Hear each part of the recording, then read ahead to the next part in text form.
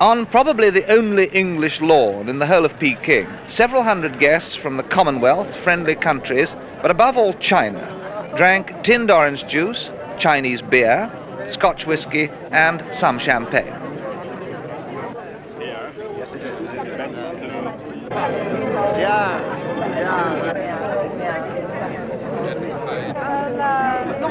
We put it in this order. The main party consisted of Anthony Royal, the first Foreign Office Minister to visit China since 1949, Mrs. Royal, who sat next to Chow Kwan-hwa, Vice Minister for Foreign Affairs, who's been the main Chinese minister involved in the talks with the British, and the Ambassador John Addis. He was next to Kuo Mo-zhou, Speaker of the National People's Congress, the Chinese Parliament, and the top-ranking Chinese guest. He's what he looks, a scholar of the old school. John Addis is the first British ambassador to China since 1949, when the Communists took power. He proposed a toast to Chairman Mao. To the health of His Excellency Chairman Mao Zedong. To the health of His Excellency the Acting Chairman, Mr. Dong Bi-woo. To the health of His Excellency Premier Zhou Enlai. Chow Kwan-hwa then did the honors for the Chinese side.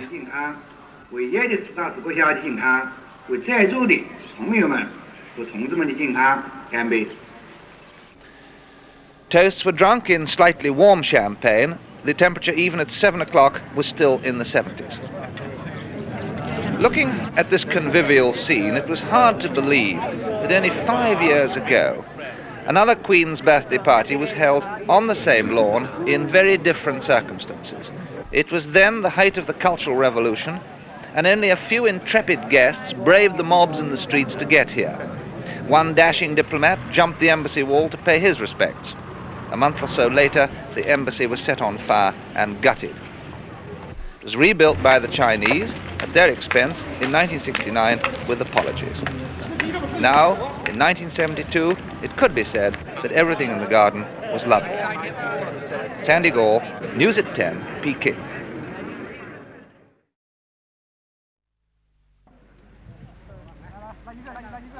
Built over 2,000 years ago to keep out the Mongol horsemen from the north, nearly 4,000 miles long, the only man-made structure visible to an astronaut's eye.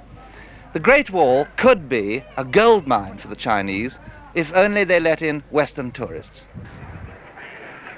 But they've no plans to do that at this stage. Of course, thousands of Chinese come here in official transport every Sunday, the only day off most people have in China. They work a 6-day week, and they pay nothing for their sightseeing. The government would like the hard currency that American, British, and other tourists from the West and Japan would bring in. But what worries them is the thought that large numbers of Western tourists might contaminate the carefully cocooned society that is present-day China. And then the Chinese are not really interested in foreign ideas. They've always been culturally self-sufficient. They don't hanker after the Western consumer paradise. And so the chances of an open-door policy for tourists is extremely remote for the foreseeable future. The wall was built to keep out the foreign invader from the north, but it's a symbol, even in today's relatively relaxed atmosphere, of China's determination to keep China for the Chinese. A pity, because only just down the road from this section of the wall are the tombs of the Ming emperors. Only one of the 13 tombs has been excavated so far. Another Tutankhamun could lie here. Unfortunately, few outsiders would be able to see his treasures if they were brought to light. Sandy Gore, North China.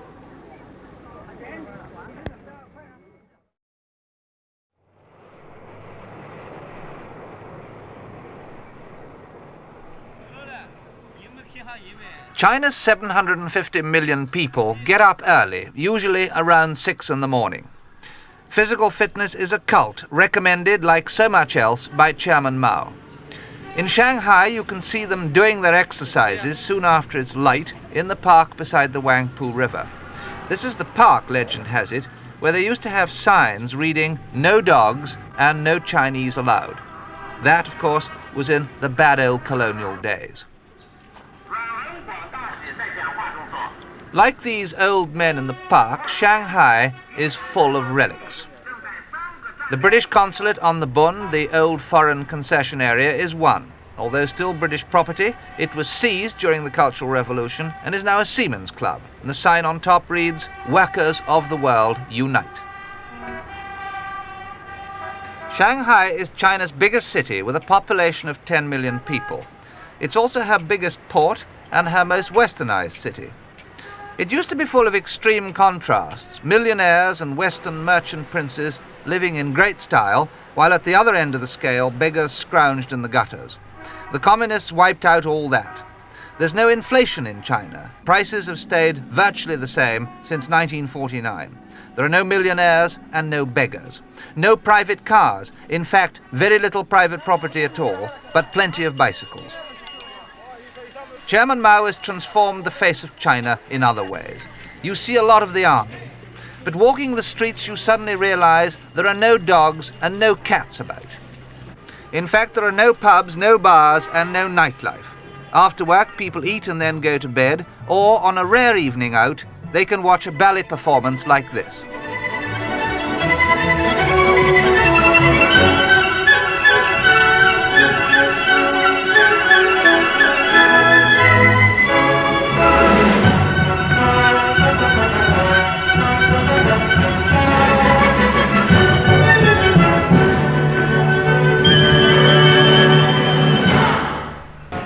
So much emphasis is placed on work and duty to the state that there's little time for any private life.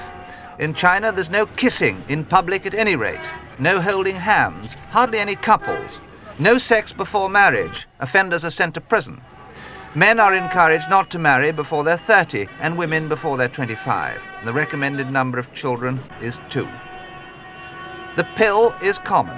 Abortions are legal and cost about £10, but divorce is difficult. Family life is subordinate to the thoughts of Chairman Mao. To a Western visitor, life in China seems serious, high-minded, almost puritanical. And if it's a police state, then at least they do their own policing. Their motivation isn't fear, as in most communist countries. It's faith. Faith in one man, Chairman Mao, and his philosophy. And what happens when that man goes and he has no designated successor is a question no one can answer for sure, even in China. Sandy Gall, News at 10, Shanghai.